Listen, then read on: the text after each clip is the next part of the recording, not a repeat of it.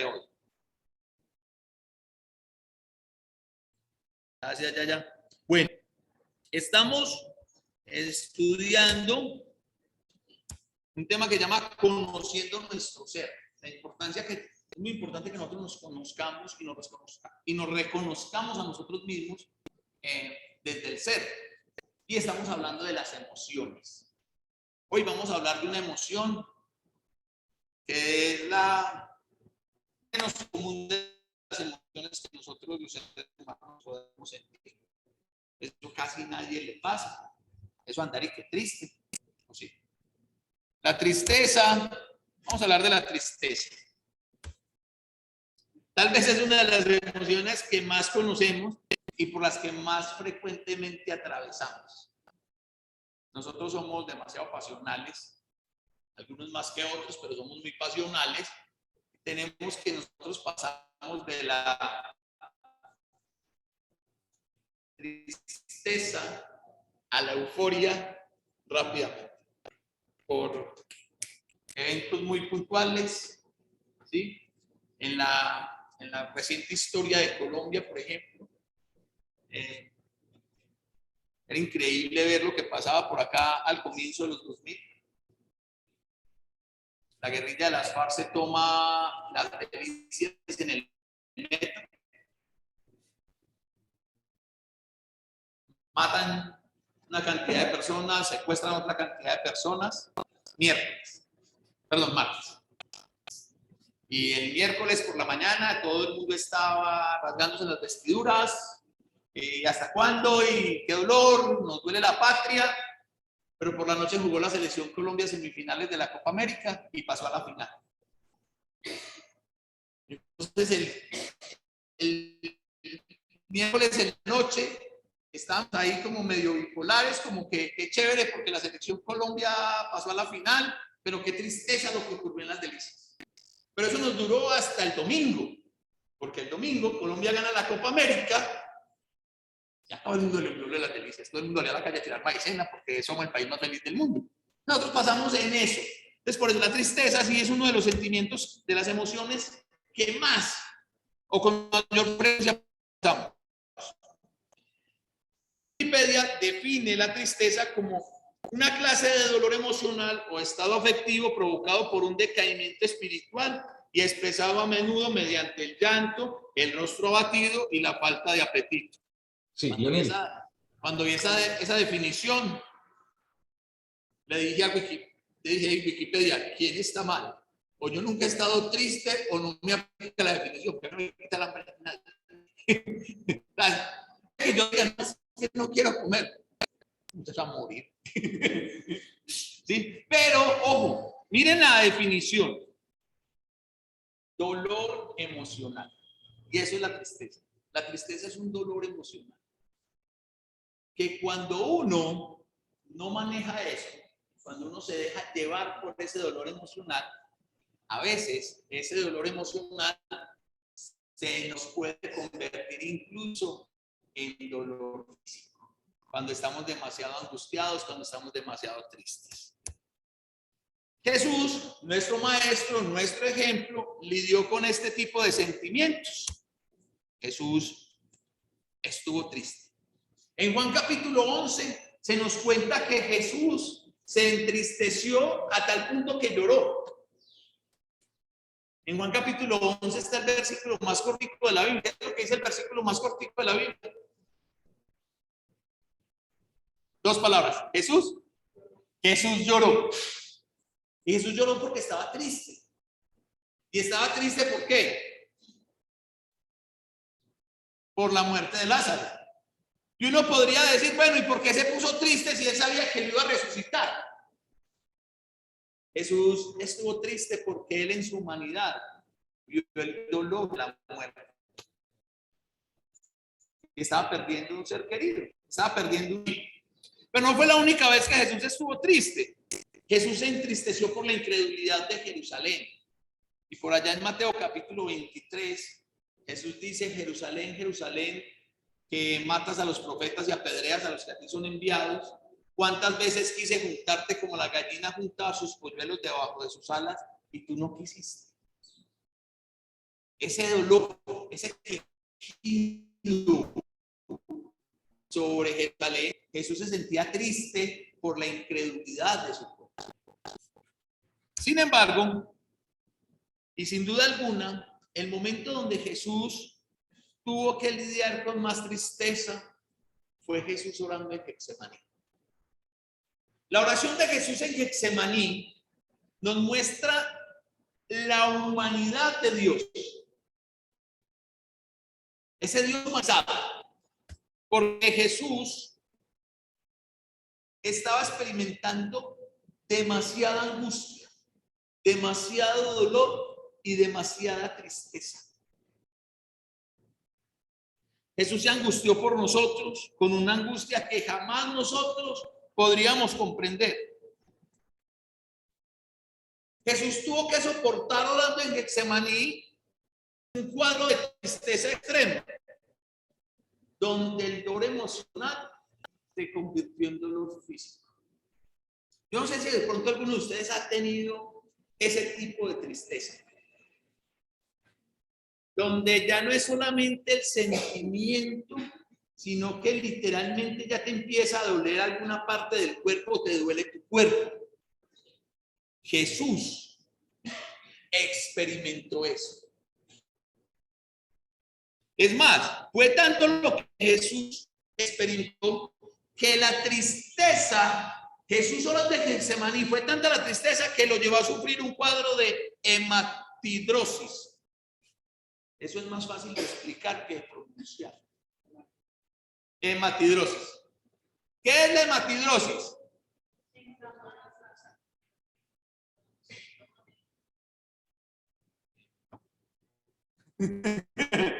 No, hematidrosis es una enfermedad o es algo que ocurre cuando una persona está sometida a demasiada presión, a demasiado dolor, a demasiada angustia, y hace que todos los vasos capilares se dilaten. Y ahí es donde las personas sudan sangre. Recuerda que Lucas nos dice que el sudor de Jesús caía como grandes gotas de sangre. Y eso fue causado ¿por qué? Por la angustia, por la tristeza que Jesús estaba soportando. Entonces, fue tan la tristeza de Jesús que Lucas dice que tuvo que venir un ángel a confortarlo. Yo quiero que nos pongamos en contexto.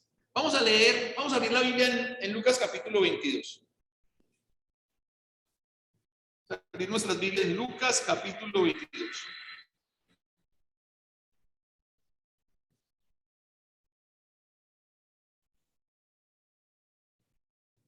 Y vamos a leer a partir del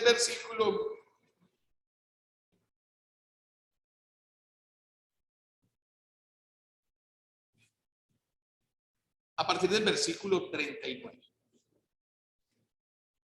¿Ya están todos ahí? Lucas capítulo 22, versículo 39 dice: y saliendo se fue como solía al monte de los olivos, y sus discípulos también le siguieron. Cuando llegó al lugar les dijo: orad que no entréis en tentación. Y él se apartó de ellos a distancia como de un tiro de piedra, y puesto de rodillas oró, diciendo: Padre, si quieres, pasa de mí esta copa, pero no se haga mi voluntad, sino la tuya. Y se apareció un ángel del cielo para fortalecerle.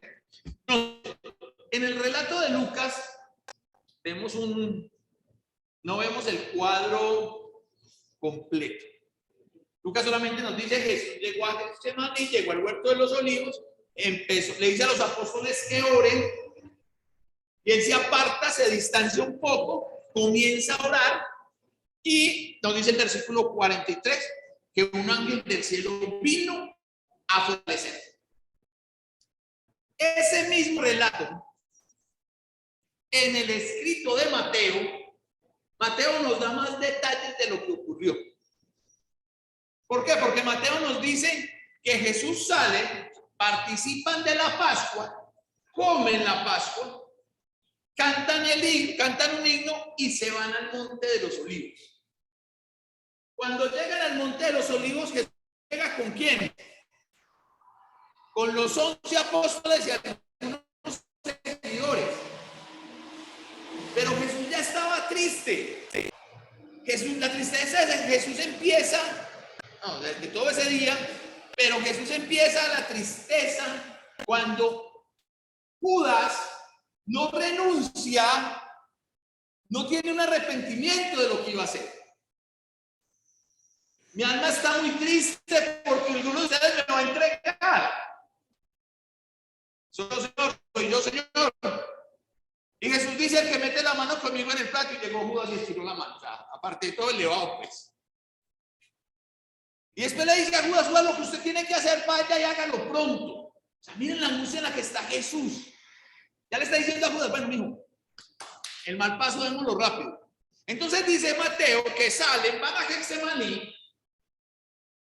Jesús estaba tan triste. Hizo lo que cualquiera de nosotros hubiese hecho: buscar a su círculo primario. Y agarró a Pedro y a los 2 hijos de Zebedeo. Es decir, ¿a quiénes? A Juan y a su hermano. Y les dice: venga, oren conmigo porque estoy demasiadamente triste. Y hasta la muerte, oren conmigo. Pero él les está diciendo: oren, pero no es conmigo, oren por mí, porque Jesús vuelve. Coge a Pedro, a Jacobo y a Juan, se los trae para acá. Les dice: oren, pero Jesús se aparta de ellos. O sea, es en esos momentos donde necesitamos desesperadamente un abrazo, pero no lo suple el abrazo de nadie más, sino que el abrazo del Padre. Y Jesús se va y empieza a orar. Y cuando Jesús empieza a orar, diciendo esas palabras: Padre, si es posible, pasa de mí esta copa sin que yo la beba, pero no se haga lo que yo quiero, sino que se haga tu voluntad. Cuando regresa, según el relato de Mateo, ¿qué estaban haciendo Pedro, Jacobo y Juan? Durmiendo. Y Jesús los despierta y les dice: hey, no han podido velar conmigo una hora. Oren, el espíritu a la verdad está dispuesto, pero la carne es débil. Paréntesis. Ojo, que cuando Jesús dijo ahí que la carne era débil, ni Pedro, ni Jacobo, ni Juan estaban pecando. Estaban cansados. Esa fue la debilidad de la carne en ese contexto. Hago el paréntesis porque a veces nosotros hacemos las cosas que no tenemos que hacer y, hermano, es que la carne es débil. El Señor dijo que la carne era débil. Sí, el Señor dijo que la carne era débil porque se cansaba. En ese contexto, ahí ninguno, o sea, no había, ellos no estaban incumpliendo ningún mandamiento. Y vuelve y se separa y vuelve a orar. Dice que fue una hora. Y vuelve a la hora y nos encuentra ahí y dice: no, pues dejémoslo. Vuelve a orar y cuando vuelve, ya viene Judas. Yo quiero que ustedes piensen en la tristeza que estaba sintiendo Jesús, en la angustia que estaba sintiendo Jesús. Porque es que es aquí, es en ese punto, en Getsemaní, donde Jesús se identifica plenamente con cada uno de nosotros.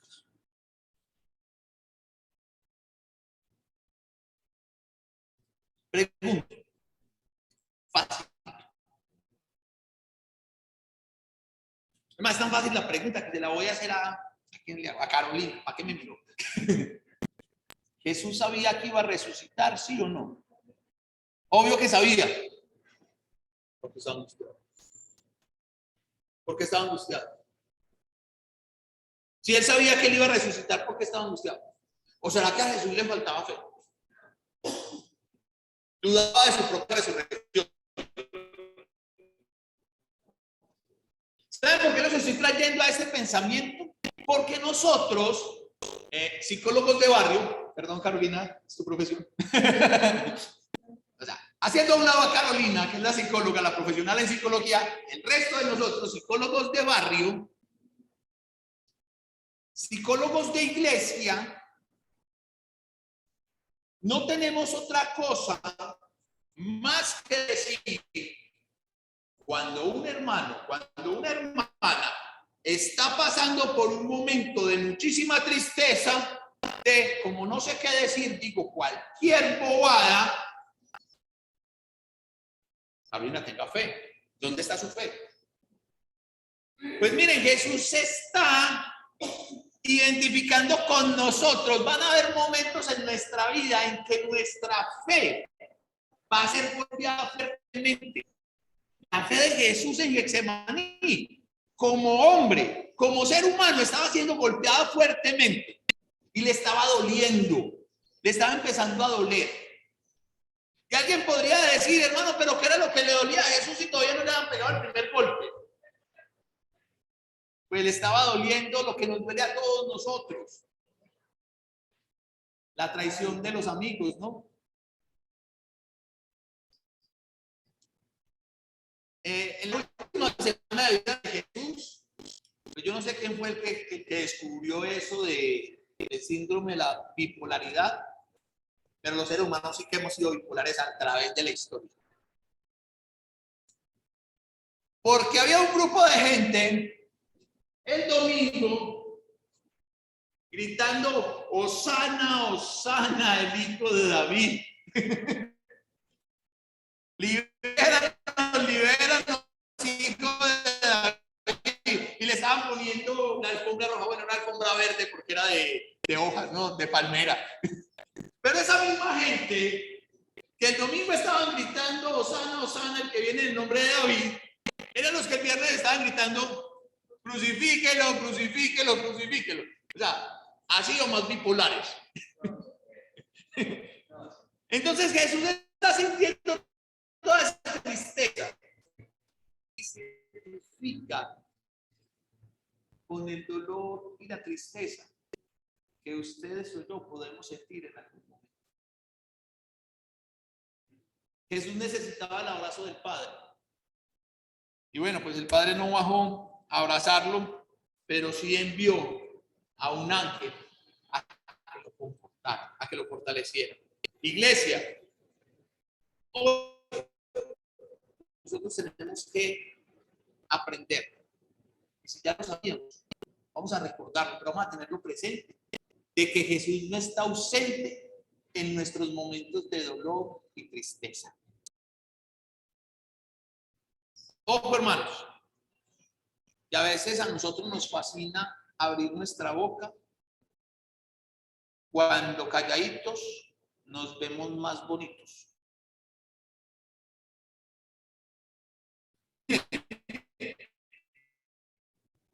Es muy difícil perder un ser querido, pero es más difícil cuando estás ahí, al lado de ese hijo que perdió un padre, al lado de esa esposa que perdió un esposo, de esa mamá que perdió un hijo, de ese hijo que perdió una mamá, sea cual sea la pérdida.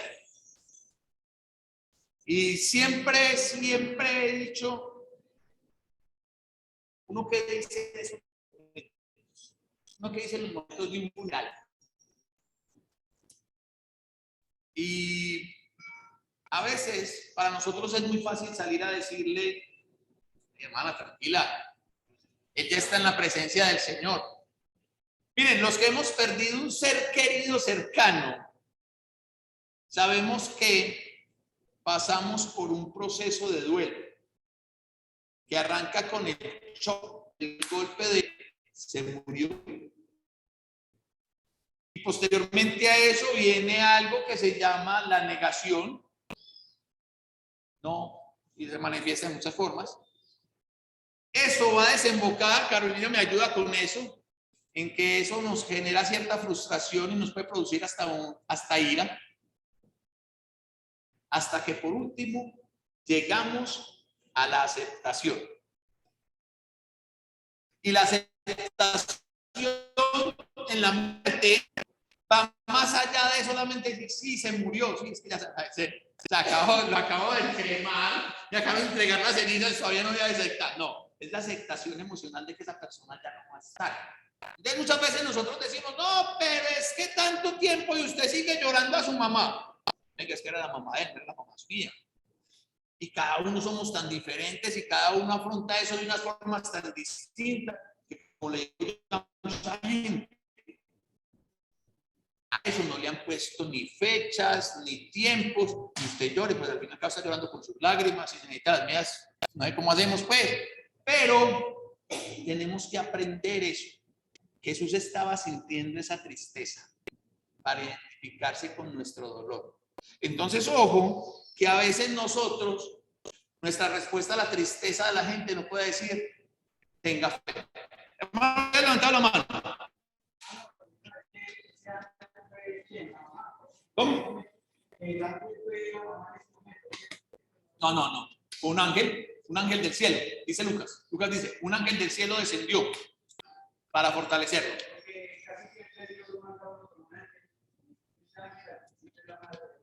Bueno, eso suena muy bonito, es muy lindo para la celebración del Día de las Madres, pero realmente las mamás no son ángeles. A los ángeles son seres espirituales que, según el autor de Hebreos, están para el servicio, para servir a los hombres, para servir a la humanidad. En este caso, como Jesús está teniendo ese cuadro de tristeza en su humanidad, un ángel del cielo desciende y lo fortalece y le ayuda. ¿Qué le dijo? No sabemos. Lucas no nos cuenta. Lucas nos dijo que bajó el ángel, pero no nos contó ahí. Al menos nos hubiera dicho qué le dijo el ángel para aprender, para nosotros saber qué decir. ¿Cómo? El Espíritu Santo le reveló. Por el contrario, Jesús comprende mejor que nadie nuestro dolor y nuestra tristeza. Miren, vuelvo y repito una frase que dije la semana pasada, aunque hoy sí está Carlín. Ningún psicólogo, ningún pastor, predicador, consejero nos va a entender tanto como Jesús nos entiende. Paréntesis pequeñito acá, no estoy diciendo que no haya necesidad de buscar esos tipos de ayudas. Es necesario que busquemos esas ayudas. Sin embargo, el Señor nos entiende. Cuando estamos tristes, lo que nosotros debemos hacer es, primero, recordar las promesas de Dios para nosotros. ¿Cuáles promesas? Promesas tales como, dice Apocalipsis capítulo 7, versículo 17, que el Señor enjugará todas nuestras lágrimas. O sea que esto que estamos viviendo aquí es pasajero. Pero el Señor no se ha olvidado. Hermano, amigo que me estás escuchando esta mañana, yo no sé qué estás viviendo. Pero puede ser que en estos momentos también estés pasando por esos momentos de tristeza, de soledad, de abatimiento. Eso va a pasar. Con el Señor eso va a pasar y Él va a limpiar todas tus lágrimas. Una promesa bien conocida que vamos a recordar. ¿Qué piensan ustedes? ¿Qué promesa deberíamos de recordar? Los de la grabación no, porque los de la conexión no, porque ya la están viendo. Una bien conocida. Una que está en Romanos. Sí, Romanos habla de vida eterna, pero no es esa. Una más conocida. Está en el capítulo 8 de Romanos. No, pues el Señor nunca nos va a abandonar, pero esa no está en Romanos capítulo 8. Romanos 8, 28, ¿qué es lo que dice? Y sabemos que a los que aman, recordar esas estas, y a los que aman a Dios, todas las cosas les dan a bien. Ay, hermano, pero en esta situación que estoy viviendo, ¿qué bien podrá haber? Pues en la situación que estaba viviendo Jesús, había un bien. Paradójicamente no era un bien para él, era un bien para nosotros. Entonces todas las cosas nos ayudan a bien. Ahí también en Romanos se nos dice que si Dios está con nosotros, ¿quién podrá estar en contra de nosotros? Otra promesa para cortar. Por difícil que esté la situación, por duro que sea lo que estás viviendo en este momento, si tenés la certeza de que Dios está a tu lado, de que Dios está en ti, ¿quién puede estar en contra de ti? No la tenía, pero muy buena promesa también, ¿cómo es? todo lo puedo en Cristo que me fortalece. Filipenses 4:13, si no estoy mal. O sea, se me había pasado. Y recordar la de Apocalipsis 2:10. Que por difícil que esté la situación, que por duro que sea, nosotros necesitamos mantenernos fieles. Porque si somos fieles hasta la muerte, el Señor nos va a dar la corona de vida eterna. Mis hermanos,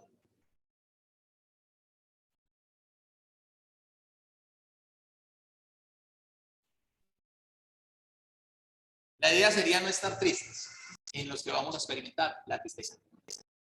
A los que no estamos tristes o no estemos tristes en ese momento, ojo, si usted quiere ayudar, ore con el hermano, ore con la hermana, ore por el hermano, ore por la hermana. Pero antes de abrir su boquita, cerciórese muy bien que lo que va a decir es algo que va a ayudar y no que va a agudizar el problema. Porque cuando una persona está sufriendo por X o Y razón, a ver, ¿qué nos genera tristeza a nosotros? Voy a poner un ejemplo que yo sé que no, solamente lo voy a poner por ejemplo. Sufrir por los hijos, ¿no? No sufren por los hijos. Ay, no, en serio, Julián, ¿qué Julián no? Espere, papi, espere. ¿Usted cree? Se casa, amigo, usted casa. Tenga hijos y verá para que vea cómo es eso. ¿Sí o no, Rafa? Sí. Y es muy fácil llegar y decir, ay, no, hermanito, pero ¿dónde está su fe en Dios? Uno con un problema bien bravo y viene la ayuda a hundirme más en el problema, porque entonces ya me empieza ya me lleva a cuestionarme en mi fe. Ya soy hasta mal cristiano, ya soy hasta mal hijo de Dios.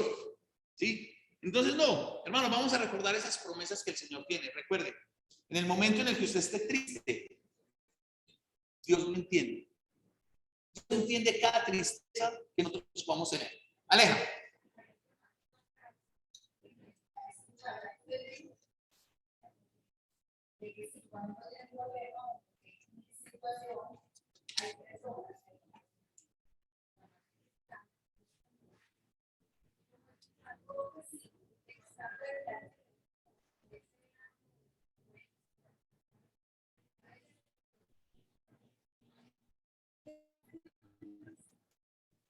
Ahí es donde voy. Entonces nosotros tenemos que tener mucho cuidado con eso. Mira, voy a contar una anécdota personal en un momento de tristeza en mi vida. Cuando mi papá murió, hace 17 años, va a ser 17 años, yo trabajaba en la escuela bíblica.